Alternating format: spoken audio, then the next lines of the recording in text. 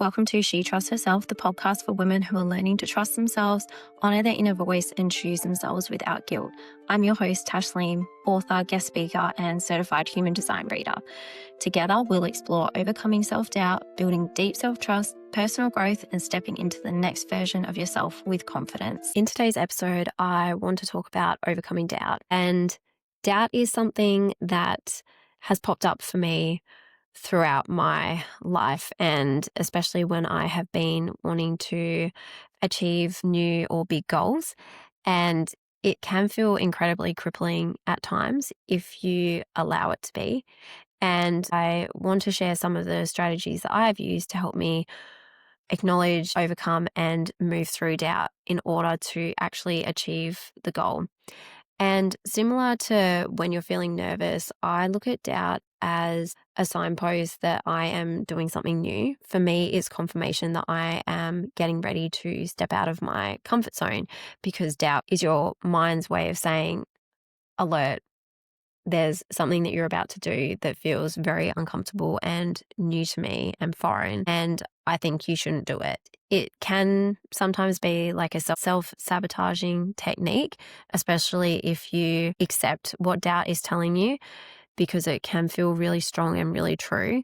But again, it's just a thought and you don't have to get attached to it, and you can acknowledge it and release it rather than acknowledge it and act on it. When doubt pops up for me, I thank it, and I will say something along the lines of, thank you, doubt, for being here, for reminding me that I am still doing new things and progressing and growing and evolving. You're my signpost and confirmation of that. I look at doubt as an opportunity to keep going rather than to stop. If I had let doubt stop me, then this podcast would still be a dream of mine.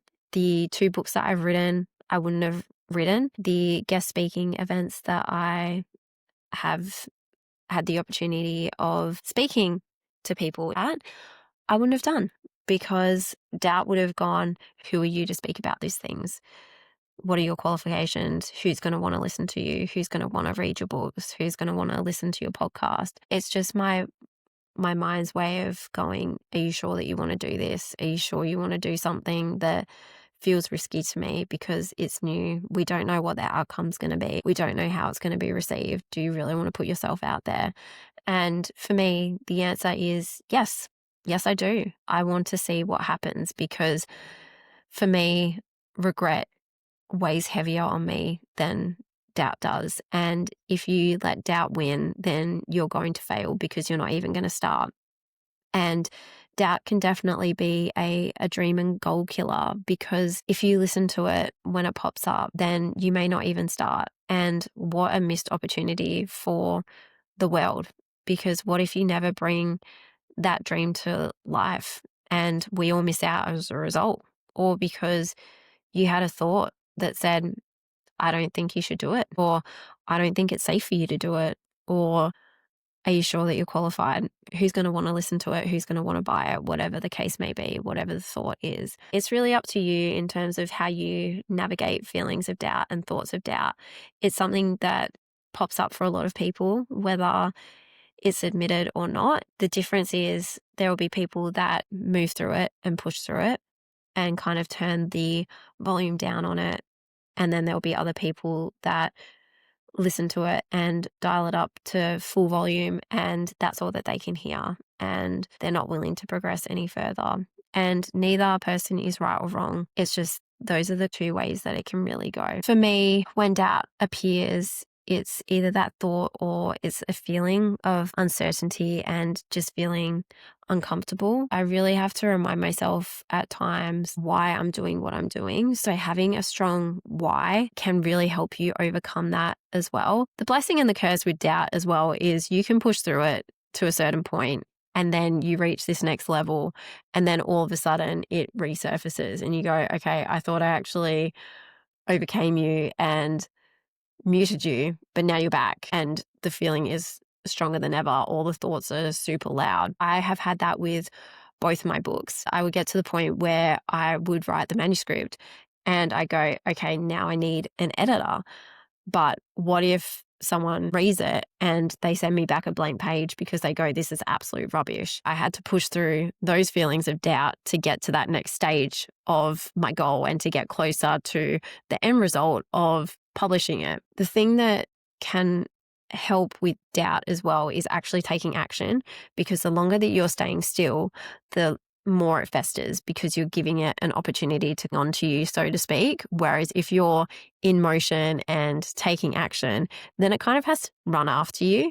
And majority of the time you can outrun it, which may seem like avoidance, but I would argue that it's not. You're just showing it that you're capable of doing it. And so you're disproving the thoughts and the feelings that doubt are trying to instill in you. That's an option as well, is just keeping in motion and doing the action. Another time that doubt can pop up as well is if you're comparing yourself to other people. That's definitely happened with me. I will go, oh, I'm doing really good at X, Y, and Z.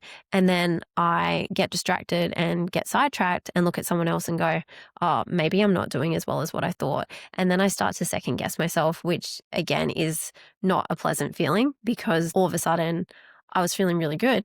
And then I compared myself to someone else and thought, nah, I'm not doing as good as what I thought. Like, silly me for thinking that.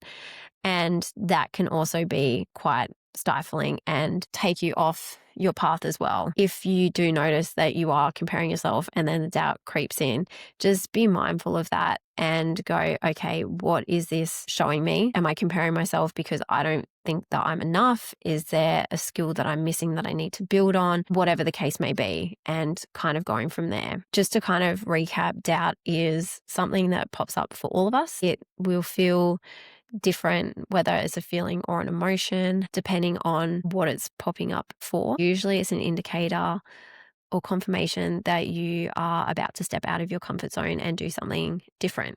It's just your brain's way of trying to keep you safe, because it wants to protect you, even though it does have your best interests at heart. But sometimes you need to fly and see how you go rather than standing still.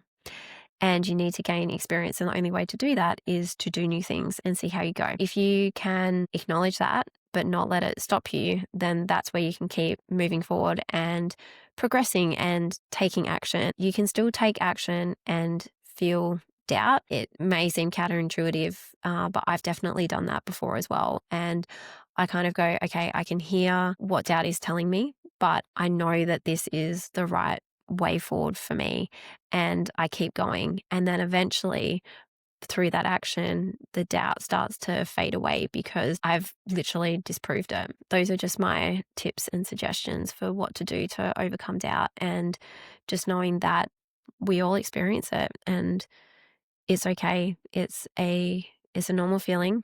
Not the best one, but it's definitely normal. And that's a wrap on another episode. If this one resonated with you, I'd love for you to subscribe to the podcast so you don't miss any future conversations, and share it with someone else who's learning to trust herself again. You can connect with me on Instagram, Tash, where I share more about self-trust, personal growth, and human design.